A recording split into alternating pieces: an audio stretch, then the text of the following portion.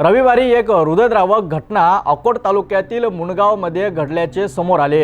विजेच्या शॉर्ट सर्किटमुळे लागलेल्या आगीत बापलेकांचे प्राण गेलेत। 9 वर्षाच्या निष्पाप चिमुकल्यासोबत वडिलांचाही आगीत होरपळून मृत्यू झाल्याने संपूर्ण गावात शोककळा पसरली आहेत। सचिन हरिभाऊ ठाकरे आणि त्यांचा लाडका मुलगा स्वराज या दोघांचे जीवन रात्रीच्या एका आगीने अक्षरशः भस्मसात केले। या आगीत एकीकडे 2 जीव गेले तर दुसरीकडे लाखोंच्या मालमत्तेचं नुकसानही झालं। अकोट तालुक्यातील मुणगाव बाजारपुऱ्यातील मध्यवस्तीतील ही घटना रविवारी रात्री उशिरा सचिन हरिभाऊ ठाकरे यांच्या घरातील बेडरूम मध्ये अचानक आग लागली। त्यावेळेत घरात त्यांचा 9 वर्षांचा मुलगा स्वराज झोपलेला होता।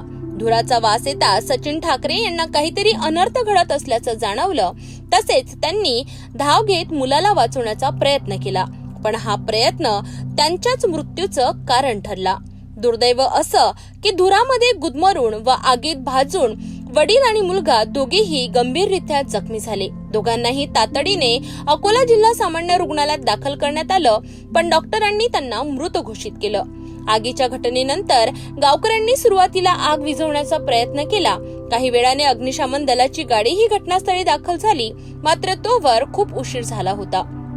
या आगीत घरातील दागिने, साहित्य आणि रोकड असा एकूण 8,60,000 रुपयांचं नुकसान झाले। घटनेची माहिती मिळताच अकोट ग्रामीण पोलीस ठाण्याची एपीआय आपल्या पथकासह तसेच नायब तहसीलदार, मंडळ अधिकारी आणि तलाठी यांनी घटनास्थळी धाव घेत पाहणी केली। पुढील तपास अकोट ग्रामीणचे ठाणेदार किशोर जुनघरे यांच्या मार्गदर्शनाखाली सुरू आहे। दर्शकांनो, एकच घर, एकच आग, पण दोघांचे प्राण गेलेत। ही केवळ बातमी नाही, ही आहेत आपल्या समाजासाठी एक इशारा। विजेच्या शॉक सर्किटमुळे दरवर्षी अनेक दुर्घटना घडतात। सुरक्षतेसाठी आपण कितपत सजग आहोत याचा विचार करा आणि सुरक्षित राहा।